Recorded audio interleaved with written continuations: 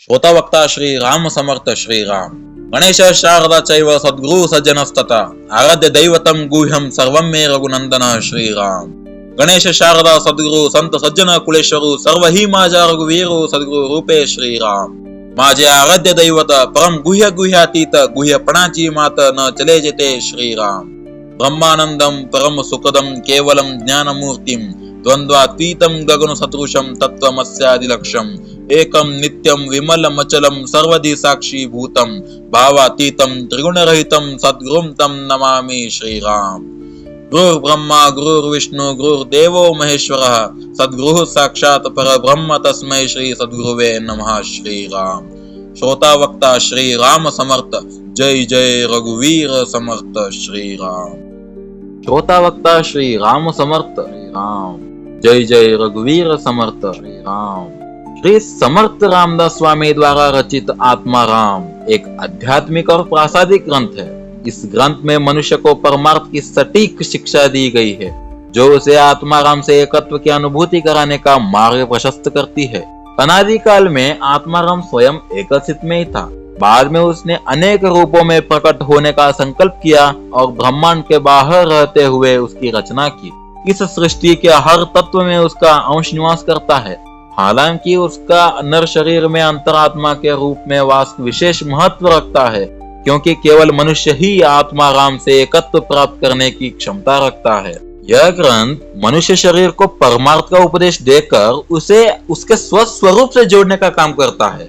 जो भी व्यक्ति इस ग्रंथ की शिक्षा को सुनकर ग्रहण करेगा, उसे आत्मा की पहचान, अनुभूति और स्मरण कराते हुए उसे स्वस्वरूप तक ले जाने वाला यह एक ही अद्वितीय ग्रंथ है।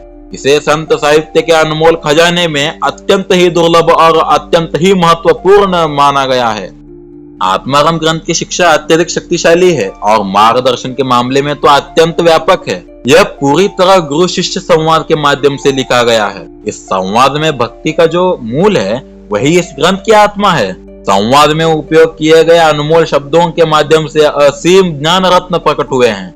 इस ग्रंथ में सामर्थ्य से भरे 5 समास यानी अध्याय शामिल है। पहला समास त्याग निरूपण है, जो मंगलाचरण का ही स्वरूप है। जब तक मनुष्य अपने अंतर में स्थित अस्थिर और मायिक वस्तुओं का त्याग नहीं करता, तब तक मंगलाचरण संभव ही नहीं है। दूसरा समास माया निरूपण है। इसमें 2 प्रकार की मायाओं की व्याख्या की गई है। दृश्य माया जो देखी जा सकती है और मूल माया जो दिखाई नहीं देती। दृश्य माया व्यक्ति को संसार में उलझाकर जन्म मरण के जो चक्र है उसमें फंसा देती है, जबकि मूल माया व्यक्ति को परमार्थ का मार्ग दिखाती है। तीसरा समास ब्रह्म निरूपण है, जिसमें शिष्य को परब्रह्म का परिचय कराकर उसे उसके स्वरूप तक पहुंचाने का मार्ग बताया गया है। चौथा समास साधन निरूपण है। इसमें श्रवण और मनन के साधनों का महत्व बताया गया है। जब तक साधना की नियमितता नहीं होती, तब तक मनुष्य परब्रह्म तक नहीं पहुंच सकता। पांचवा और अंतिम समास स्वानुभव निरूपण है। इसमें शिष्य को परमार्थ की यात्रा के दौरान प्राप्त अनुभवों का वर्णन किया गया है। यह देखने का प्रयास किया गया है कि शिष्य जति चाहते थे यानी अपने मूल स्वरूप तक पहुंच रहा है या नहीं। चलिए मनुष्य की बाधाएं और समाधान के बारे में देखेंगे। मनुष्य अज्ञान, अभिमान, देह बुद्धि और त्रिगुणों की दास्ता के कारण अपने स्वरूप को पहचानने में असमर्थ रहता है। से नरदेह के महत्व और उसके सार्थक उपयोग का ज्ञान नहीं हो पाता। यह ग्रंथ शिष्य को अपने अंतर्मन की बाधाओं से मुक्त कर आत्मबोध कराता है।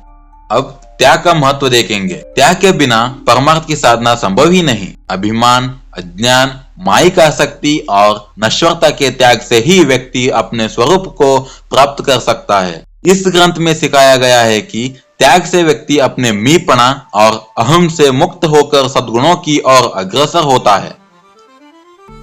अब गुरु कृपा का महत्व देखेंगे।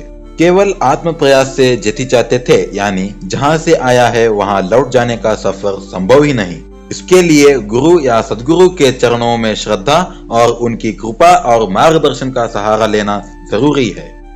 निष्कर्ष, यह ग्रंथ मनुष्य को उसकी अंतरात्मा का बोध कराता है और उसे परमार्थ का अनुभव प्रदान करता है। यह शिक्षा उसे जन्म मरण के बंधनों से मुक्त करती है और उसे सच्चिदानंद स्वरूप से जोड़ती है। आत्मा राम न केवल एक ग्रंथ है, बल्कि आत्मा को उसके शाश्वत सत्य से जोड़ने वाला अमृत स्रोत है।